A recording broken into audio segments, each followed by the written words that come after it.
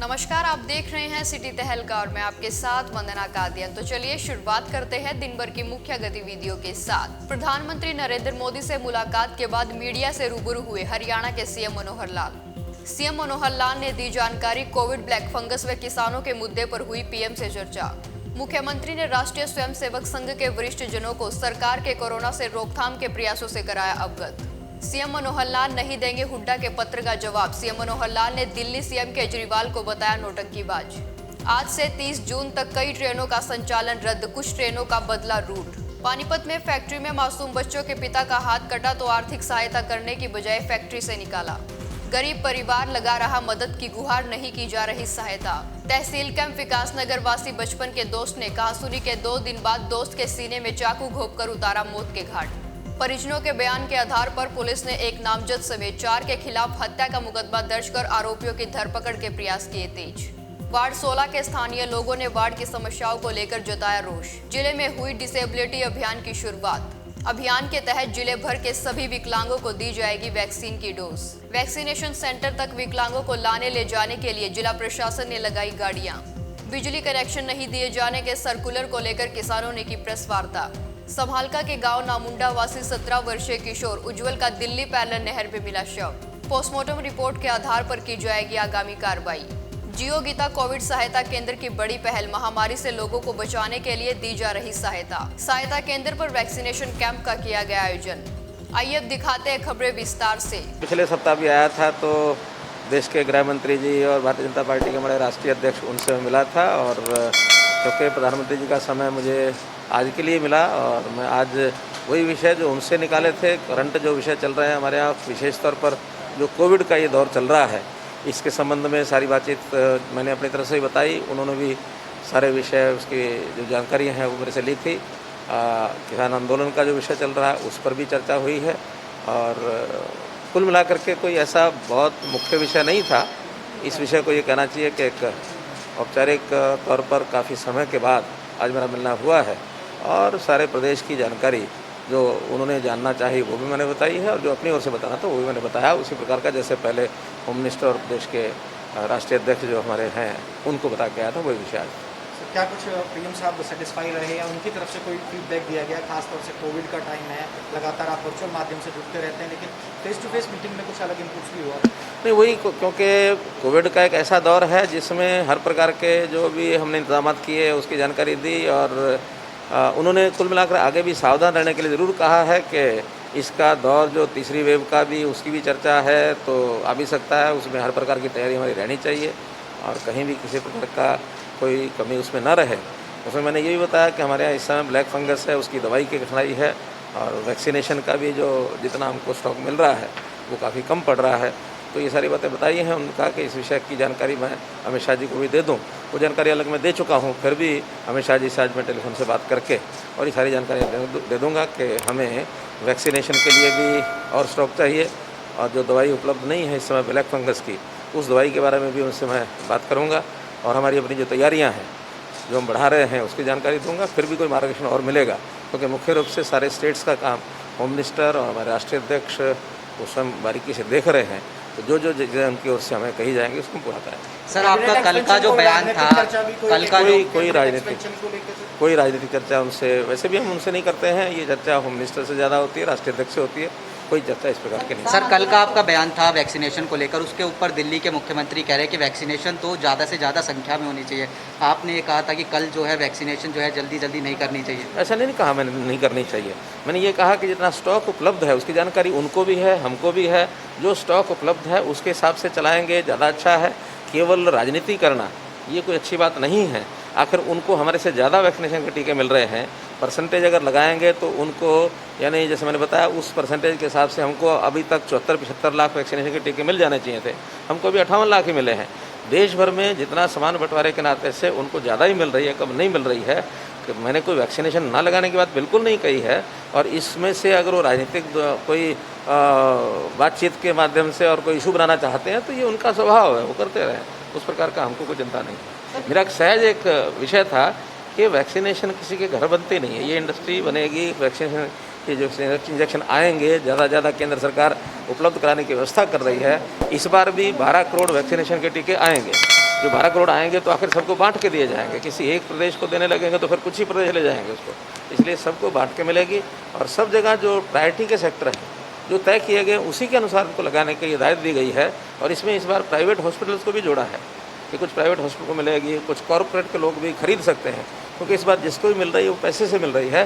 तो इसलिए जिसने जितनी खरीदनी होगी अपनी मात्रा से खरीदेंगे, जो भारत सरकार ने देनी है वो कोटे के हिसाब से सबको मिलेगी। सर हमारा जो एक वो था ग्लोबल टेंडर था उसका स्टेटस क्या है सर? अभी परसों ग्लोबल टेंडर हमारा हो गया है, अब उसमें रिस्पॉन्स कितना मिलेगा हमको ये जानकारी बाद में मिलेगी।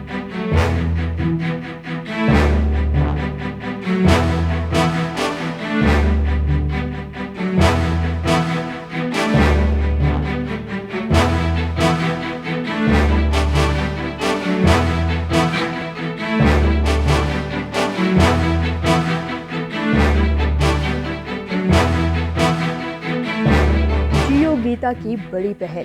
दरअसल पानीपत गौशाला मार्केट स्थित जियो गीता एक कोविड सहायता केंद्र है, जहां लोगों को महामारी से बचाव के लिए हर प्रकार की सहायता दी जाती है।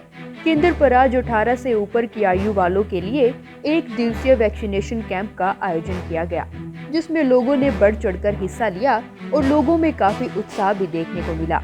जियो गीता टीम के सदस्यों ने इसके लिए शासन प्रशासन का सबसे पहले आभार व्यक्त किया कि उनके सहयोग से केंद्र पर 250 डोज उपलब्ध कराई गई। उन्होंने बताया कि लोगों को यहां हर प्रकार की सुविधा दी जाती है। कोरोना से मुक्ति पाने के लिए यह पहल शुरू की गई है ताकि लोगों को किसी प्रकार की कोई परेशानी ना हो। यहाँ पर mask, sanitiser, face shield, oximeter, oxygen concentrator, steamer व दोनों समय का खाना मरीजों को उपलब्ध कराया जाता है और यह सेवा 24 घंटे दी जाती है। डॉक्टरों की भी यहाँ पर सुविधा है, फोन के माध्यम से भी जानकारी दी जाती है और इस तरह की तमाम सुविधाएं यहाँ पर मिलती है। मैं शासन का सबका धन्यवाद करना चाहता हूँ कि उन्होंने सरकारी डोज जो है हमारे को 250 डोज जो है आज वो हमारे को अवेलेबल करवाई, और डोज भी वो अवेलेबल कराई जो शहर के अंदर सबसे ज़्यादा दिक्कत थी। 18 से 44 साल की उम्र की जो लोगों को डोज नहीं लग रही थी, तो उसके लिए जो है आज वैक्सीनेशन कैंप जो है यहाँ पे सारा ऑर्गेनाइज किया गया है जियो गीता की ओर से। महाराज जी का बड़ा आशीर्वाद इस पे हमारा रहा है सभी, और सभी के सभी समाज सेवी हम लोग मिलके सभी जो है इस कैंप के ऊपर कर रहे हैं और बड़ा उत्साह है लोगों के अंदर। सबसे पहले तो मैं धन्यवाद करना चाहूँगा जियो गीता और उसकी टीम का, जिन्होंने मुझे इस सेवा का मौका दिया। यहाँ आने के बाद सिस्टम बहुत अच्छा है, जो साफ साफ दिखाई दे रहा है। जिस तरीके से मैनेजमेंट की गई है वो बहुत अच्छा है। लोगों को बहुत अच्छे तरीके से सुविधा दी जा रही है, वैक्सीनेशन दी जा रही है। आज 250 लोगों का प्रोग्राम रखा गया है। धीरे धीरे जैसे जैसे वैक्सीन आती जाएगी वैसे वैसे प्रोग्राम दोबारा अरेंज होगा। तो आप भी इसका लाभ उठाएं और जल्द से जल्द कोविड सहायता केंद्र पर संपर्क करें। ब्यूरो रिपोर्ट सिटी तहलका।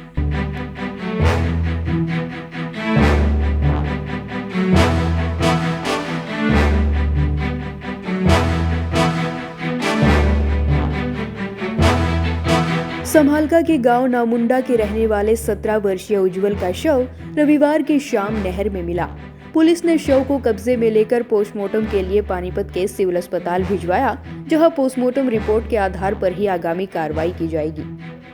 परिजनों ने जानकारी देते हुए बताया कि मृतक के पिता नामुंडा निवासी राजीव दिहाड़ी मजदूरी करता है। उसकी एक बेटी और 2 बेटे हैं। सबसे बड़ा बेटा उज्जवल शनिवार को सुबह 7 बजे के करीब मनरेगा के तहत कार्य के लिए नारायणा गौशाला के पास गया था। करीब 10 बजे काम को खत्म करने के बाद उज्जवल गांव के ही सुशील व सुमित तथा ग्वाल्डा के रहने वाले अजय के साथ बाइक पर बैठकर घर लौट रहा था। तभी डोडपुल पुल के पास बाइक पर सबसे पीछे बैठा अजय नीचे गिरने पर चोटिल हो गया। अन्य 2 उज्जवल को पुल के पास ही छोड़कर चोटिल अजय को बाइक पर लेकर अस्पताल चले गए, लेकिन उज्जवल देर शाम तक भी घर वापस नहीं लौटा। परिजनों ने उज्जवल की तलाश शुरू की, लेकिन कोई सुराग नहीं लग सका। उज्जवल की चप्पल जरूर नहर किनारे मिली थी, लेकिन उसके बाद गोताखोरों की मदद से नहर में तलाश की गई, जिसके बाद रविवार शाम करीब 5 बजे दिल्ली पैलेस नहर में उज्जवल का शव मिला। परिजनों का आरोप है कि युवक के शरीर पर चोट के कुछ निशान भी मिले हैं, जिससे लगता है मौत का कोई अन्य कारण है। वह घर से काम के लिए गए थे, मनरेगा का काम जो चल रहा था गाँव नारायणा के पास में, गौशाला पास, वहाँ गए थे। तो ये चारों लड़के थे और पापा जी गए थे उनके साथ में उज्जवल के।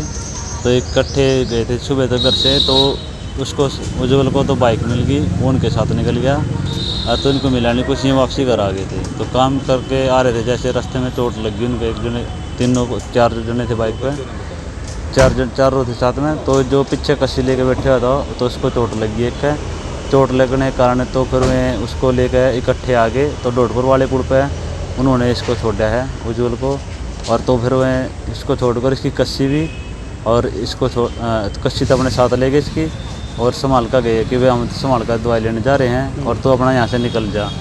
तो उसके बाद में संभाल कर जाकर दवाई वगैरह लेके 11 बजे हमारी कस्सी बता देते हैं घर पे, और हमारे को कुछ वगैरह मैसेज कुछ नहीं, भाई कहाँ है कहाँ नहीं उज्ज्वल। तो उसके बाद फिर जैसे हम कुछ बाद में पता लगता भाई वो आया नहीं, तो लगती है तो उसकी फिर उनसे पूछते हैं फ़ोन से संपर्क करके, तो बताते हैं भाई हमने उसको वहाँ छोड़ा था, तो उससे कोई वो नहीं मिला, हमने सुराग नहीं मिला था। तो ढूंढने के बाद काफ़ी ढूंढने बाद उसको फिर उसकी चप्पलें जो है नहर के पास मिली थी, रजबाई के, और नहर वाली जो है उसके पास में डोडपुर वाली बॉडी कच्चे मिली है, और उसके शरीर पर कोई भी कपड़ा नहीं था। वही मामले में संभालका थाना एसएचओ अंकित नांदल ने बताया कि नामुंडा वासी उज्ज्वल का शव दिल्ली पैरेलल नहर में मिला, जिसे पोस्टमार्टम के लिए पानीपत के सामान्य अस्पताल भेजा गया। पोस्टमार्टम रिपोर्ट के आधार पर ही आगामी कार्रवाई की जाएगी, क्योंकि पोस्टमार्टम रिपोर्ट में ही साफ हो पाएगा कि आखिर किन कारणों से युवक की मौत हुई। दिनांक 29/5/2021 को हमारे पास सूचना मिली थी कि भाई नामुंडे गांव का एक लड़का जो है ना उज्ज्वल, उसकी वो गायब है नहर पर से। वो इसमें मनरेगा में काम करते थे, तो नहर के पास पुल के पास नामुंडा के पुल के पास वहाँ पे उसकी चप्पल मिली थी। तो हमने इंक्वायरी करते हुए और उसकी जो है ना कल जो डेड बॉडी थी नहर में डूबी हुई, वो आगे डोडपुर से आगे प्राप्त करी है, तो मिली है उसमें। तो कल उसको डेड हाउस में रखवा दिया था, आज उसका पोस्टमार्टम करा रहे हैं। सिटी तहलका के लिए रतनलाल की रिपोर्ट।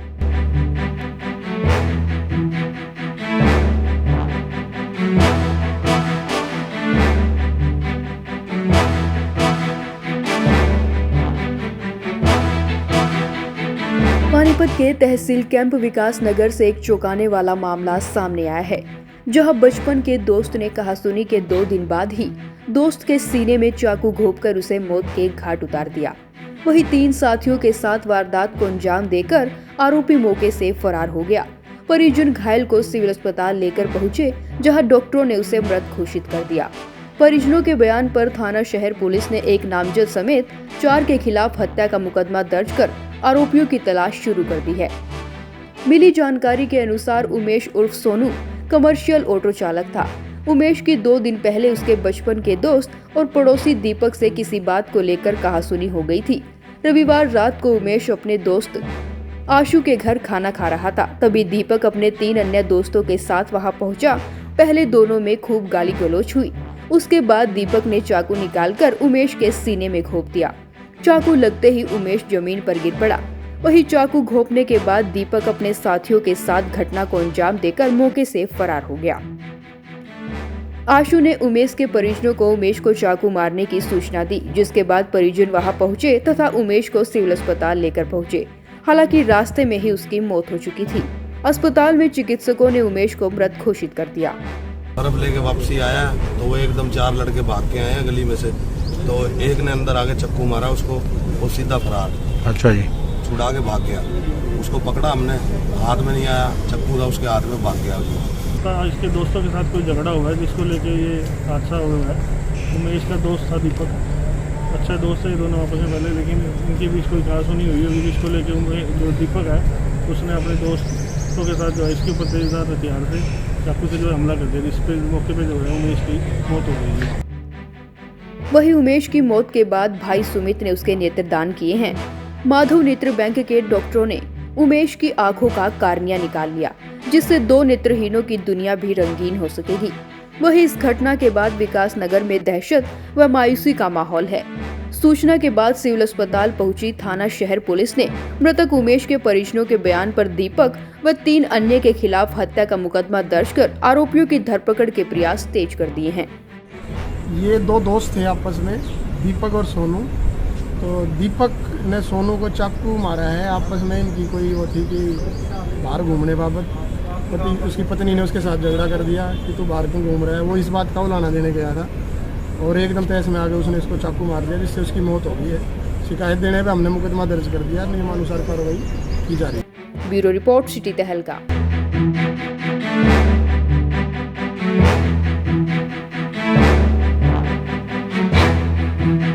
डिसेबिलिटी अभियान की हुई शुरुआत। आपको बता दें कि पानीपत जिले में डिसेबिलिटी अभियान की शुरुआत हो चुकी है, जिसके चलते अब विकलांग लोगों को वैक्सीन की डोज दी जाएंगी। अभियान की शुरुआत आज मतलोडा से हुई, जहां राधा स्वामी सत्संग भवन में विशेष रूप से विकलांगों के लिए वैक्सीनेशन कैंप लगाया गया। पुलिस प्रशासन की तरफ से दिव्यांगों की सुविधा को देखते हुए उन्हें लाने ले जाने के लिए गाड़ियां लगाई गई हैं, जो उन्हें वैक्सीनेशन सेंटर तक लेकर भी आएंगी और फिर उन्हें वापस छोड़कर भी आएंगी। जिला प्रशासन की इस पहल से दिव्यांग बेहद ही खुश नजर आए और उन्होंने दिव्यांग समाज की तरफ ध्यान देने के लिए आभार व्यक्त किया। जानकारी के अनुसार सामने आए कि बुधवार को इसराना में दिव्यांगों के लिए वैक्सीनेशन कैंप का आयोजन किया जाएगा। नमस्कार, आज की जो वैक्सीनेशन के लिए है, हमने सरकार से रिक्वेस्ट की थी कि हम प्रशासन के साथ मिलके और सरकार के साथ जो समितियाँ जो काम कर रही है विकलांगों के लिए, वो ग्राउंड लेवल पे टीकाकरण का उपयोग करें, जिससे कि जल्द से जल्द टीकाकरण के माध्यम से हम कोरोना महामारी पे जीत पा सकें। इसी पहल को अंजाम देते हुए एसडीएम साहब, डीसी साहब और मैं पूरे जिला प्रशासन का धन्यवादी हूँ कि उन्होंने हमें यह मौका दिया। आज ये कैंप स्पेशली दिव्यांगों के लिए रखा गया है, जिसके तहत पुलिस डिपार्टमेंट से 6 गाड़ियाँ प्रोवाइड की हुई है, जो गांव-गांव से जाके उनको लेके आएगी और यहाँ टीका लगाने के बाद उनको छोड़ के आएगी, तो ताकि इन लोगों को कोई भी किसी भी तरह की असुविधा ना होता हूँ। मैं जो विकलांगों के लिए जो वैक्सीन का आयोजन किया है, मैं सरकार की अपने तहे दिल से धन्यवाद करता हूँ, जो उन्होंने स्पेशल विकलांग समाज को उठाने का काम किया है, उनकी सेहत की तरफ ध्यान दिया है और ये जो टीकाकरण किया जा रहा है बहुत ही सुरक्षित है और इस महामारी को जो है मात देने में सक्षम है। वाला अभियान शुरू होना था, जो डिसेबल्ड पीपल हैं 18 से 45, 44 या 45 से ऊपर वाले, उन सबको डिस्ट्रिक्ट में कवर किया जाना है। कल एसडीएम साहब की अध्यक्षता में मीटिंग हुई थी, तो आज पहला प्लान किया था मतलोडा में हम राधा स्वामी सत्संग में लगाएंगे, जिसमें 83 की लिस्ट थी। अभी 35 लोगों को टीका लग चुका है, को वैक्सीन की फर्स्ट डोज दी गई है। आप देख ही रहे हैं, जैसे ताकि समाज का कोई भी वर्ग हमारे इस वैक्सीनेशन से वंचित ना रहे, उसी दिशा में एक पहल करते हुए पूरे डिस्ट्रिक्ट में जितने भी दिव्यांग हैं हमारे भाई बहन जो भी हैं, उनके लिए एक स्पेशल कैंप लगाया गया है और आज जैसे मतलोडा में लगाया गया है, ऐसे ही शेड्यूल फिक्स किया गया है। एक दिन बाद फिर कल का दिन छोड़ के इसराना में लगाया जाएगा, ताकि धीरे धीरे सभी क्षेत्रों के विकलांगों को वैक्सीन की डोज दी जा सके। वहीं वैक्सीनेशन सेंटर पर भी दिव्यांगों की सुविधा अनुसार व्हीलचेयर व उनके खाने पीने की व्यवस्था की गई है, ताकि उन्हें किसी प्रकार की कोई परेशानी ना हो। और जब तक जिले भर के सभी डिसेबल्ड पीपल को वैक्सीन की डोज नहीं लगती, तब तक यह अभियान जारी रहेगा। ब्यूरो रिपोर्ट, सिटी तहलका।